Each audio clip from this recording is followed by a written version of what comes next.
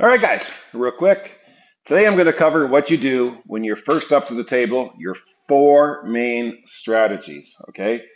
I'm going to cover them in depth. Here they are listed, okay?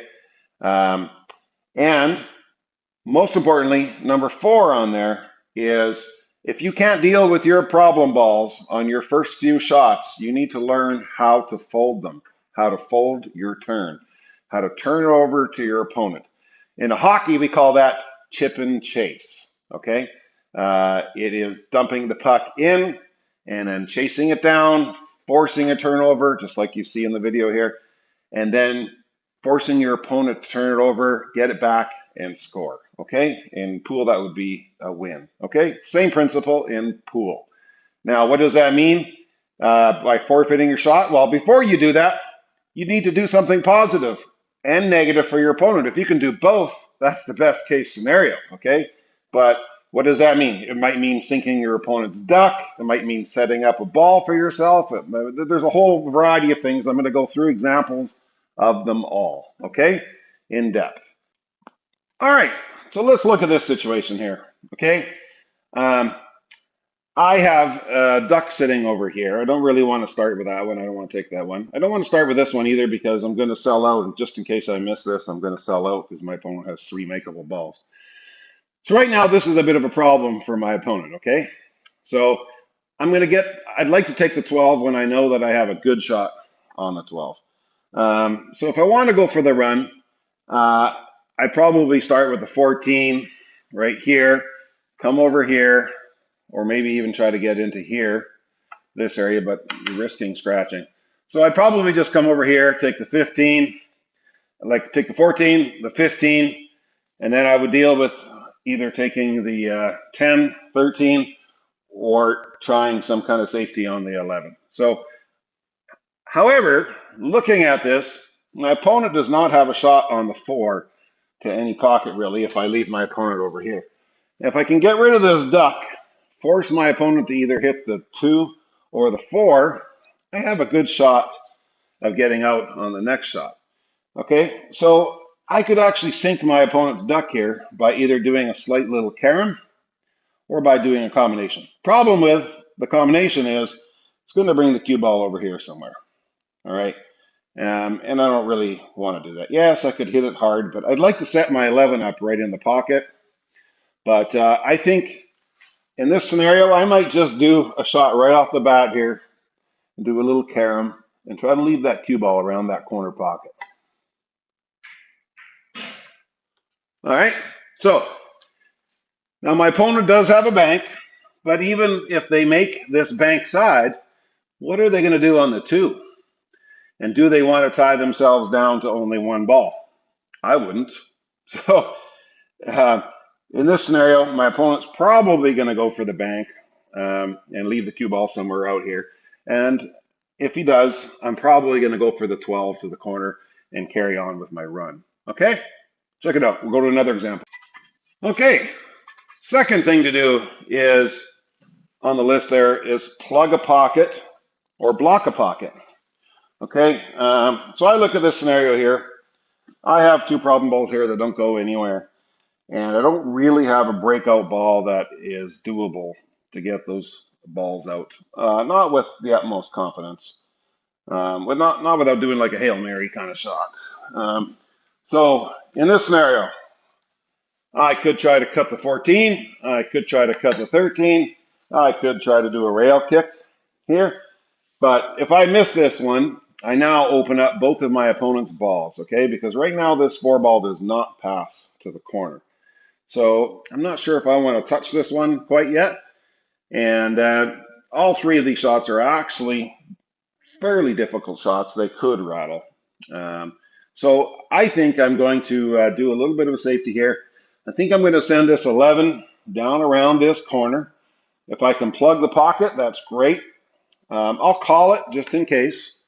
But really, I just want to try to set that 11 up somewhere down here so that I have a ball to have an easy breakout, okay? So looking something like this here, call it to the corner. Okay, it's a little bit hard My 11 does not go, but I also did, it washes itself out because I did actually mess up my opponent's ball as well. So my opponent's probably going to chip at this one or at this one and try some kind of a shot because they only have the two to choose from. So they're going to hit one or the other. And it's going to open up one of these balls a little bit more for me, okay? So ideally, would have been better if this was here, or even here, but beggars can't be choosers. This isn't such a bad shot right here, okay? All right. Sometimes you don't have to hook your opponent. All you have to do is just leave them a hard or impossible shot. That's it.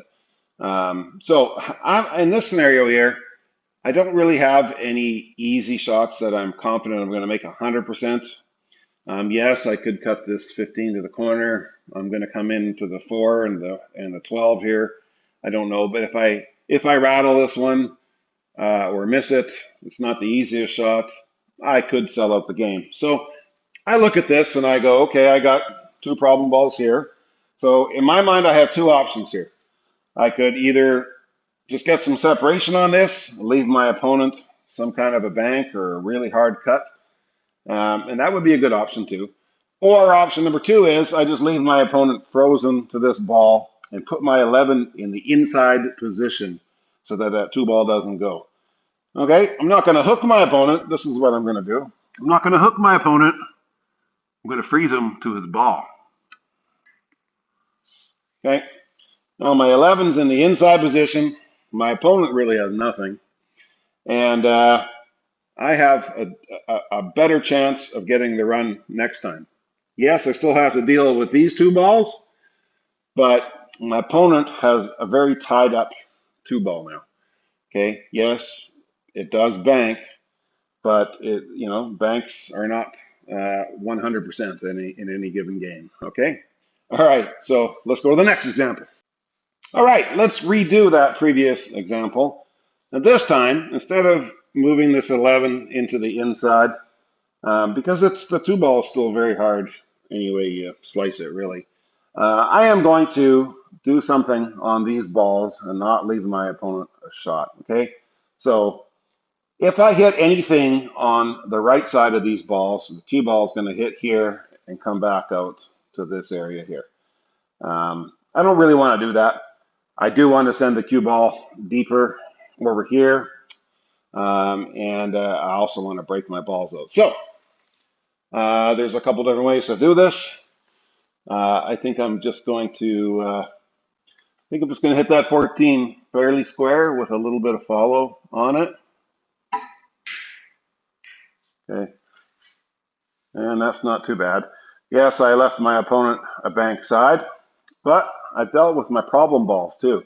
So two positive things there. I didn't leave my opponent a shot, and I dealt with my problem balls. Okay, yes, I left him a bank, but he still doesn't have anything on the deuce anyway. So even if you make that bank, he's going to be kind of screwed probably.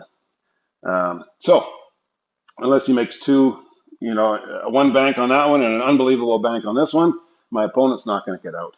The odds are very low that my opponent is going to get out. So I'm probably going to have another shot. And I've got a few fairly set up balls that are not too bad. Okay, so that's another option. All right, I have a very low percentage run out here, okay? Mainly because I have two problem balls right here. So in this situation, yeah, I could go for the 11 or the 13 and try to get a couple balls down. And if I miss, the game's probably done because both of my opponent's balls go. So an option like this would be to create a little bit of a problem for your opponent, maybe tie up his two balls together and get a hook at the same time like this.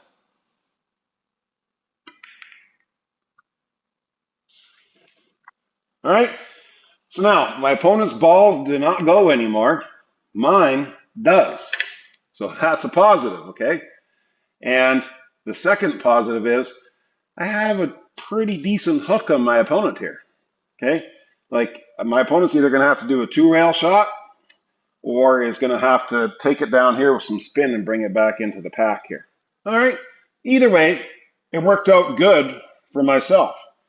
Why go for the run and expose, um, if in case I missed or rattled anything? Yes, I could play safe off of these as well. I got a nice little wall here, but this was a nice opportunity to do two positive things: hook my opponent and make their balls unmakeable. So why not take that if it arises? Okay. All right. In a situation like this, my opponent has three balls. One, two, three. They're all makeable, and the eight ball is open. I have one, two, three, four, five, six. These two do not go. This one is also a problem ball. It may go off the three to the side. Yeah, it probably will, but it's still half a problem ball there, okay? So chances of me running this out, very slim, okay? Even the best players will probably not run this out. The 11 doesn't go, these don't go, and this is a half a problem ball as well. So in this scenario, I would say that screwing up another one of my balls in order to screw up my opponent's, 1 minus 1 equals 0.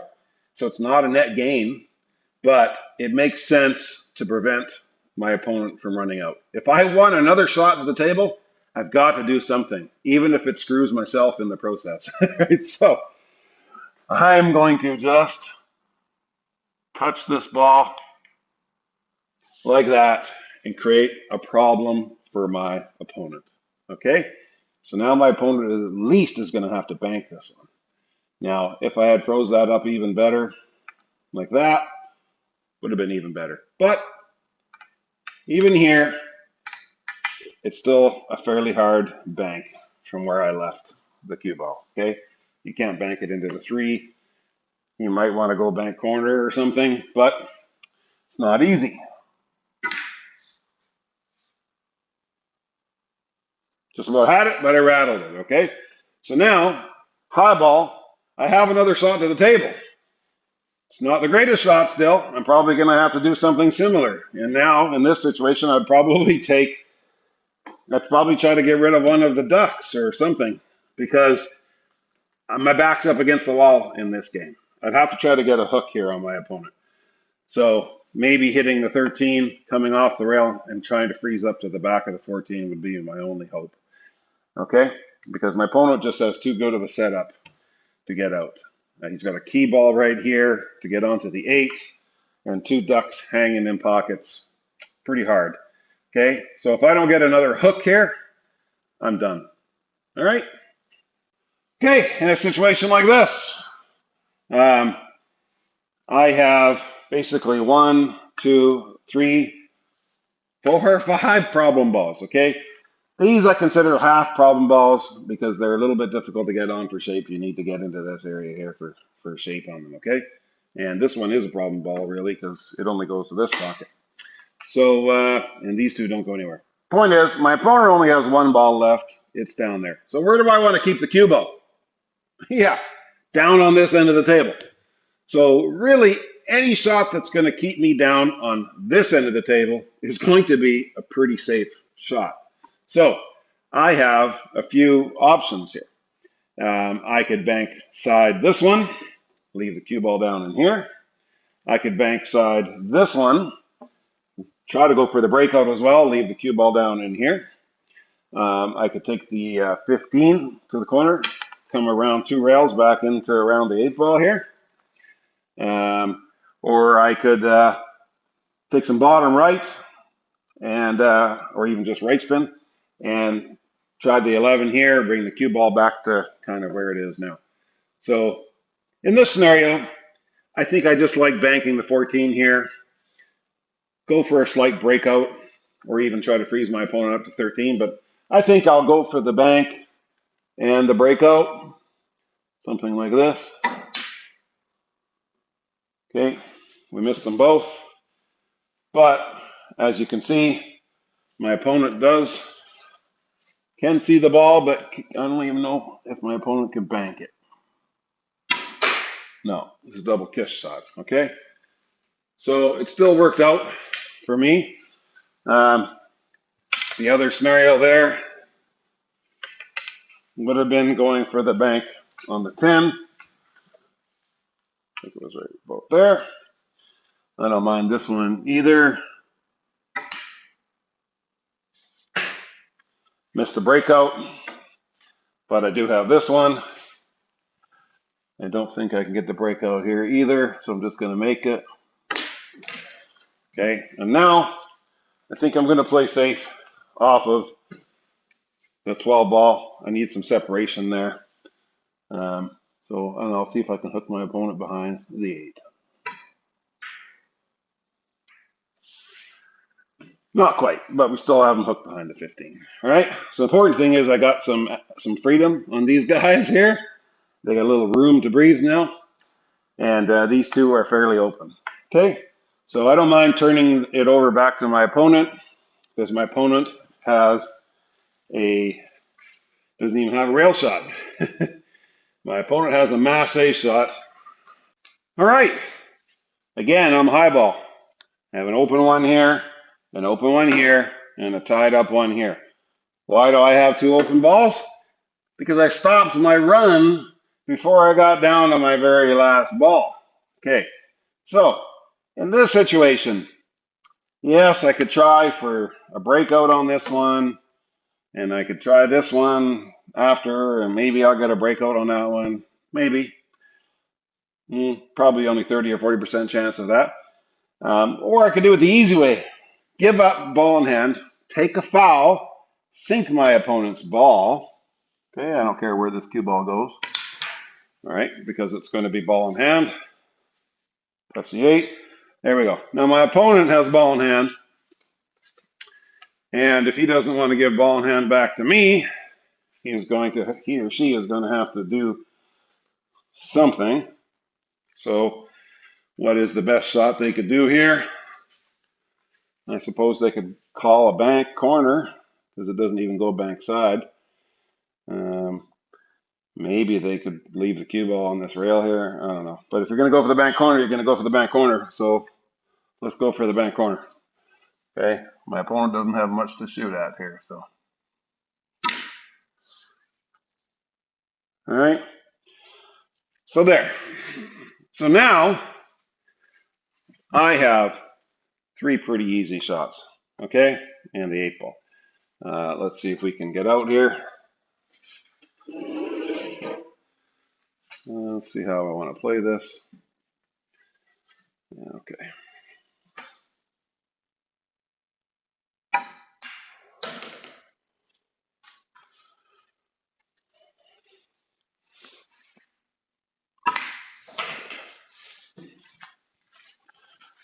All right, so I have natural safe to come over for the 8 ball now. I don't really have to play much spin at all.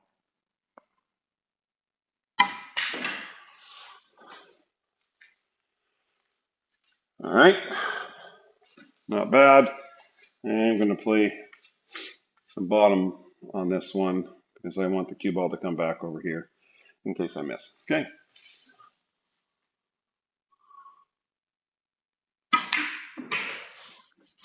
But we didn't miss. But if we did miss, we left our opponent at bank. All right. In this situation, both my opponent and I were a little silly this game. We got down to our last balls and didn't get the out. Okay. It happens sometimes. And so, again, I'm high ball. What do you do in this situation? It's pretty easy, actually. You don't just touch this ball. You need to get some separation between these balls, but you also do want to freeze up to the 11 as much as possible, okay? And you don't want to put the 3 right into the pocket, but you need to get some separation. Try to get a ball in hand, and then you can get out. Okay, so the kick shot is a little more difficult because the 8's here too. So I am going to hit just 1 tip above center. I'm going to try to freeze to this 11, okay? All right, it's kind of over the pocket, but my opponent, because I'm frozen to it, my opponent can't even shoot. Actually, a hard shot. My opponent's got to do a 2 rail kick. Or 3 tips of spin is even very difficult. I can only hit over here. I can't even shoot anywhere towards that way because I'm nicely frozen right up to the 11. So my opponent has a hard shot. I'm thinking 2 rails, kind of like this. And I'm up on a ball, so it's a little bit harder when you're jacked up. Oh, just missed it. So now, got ball in hand. We got a very easy out, okay? That's how you play those shots.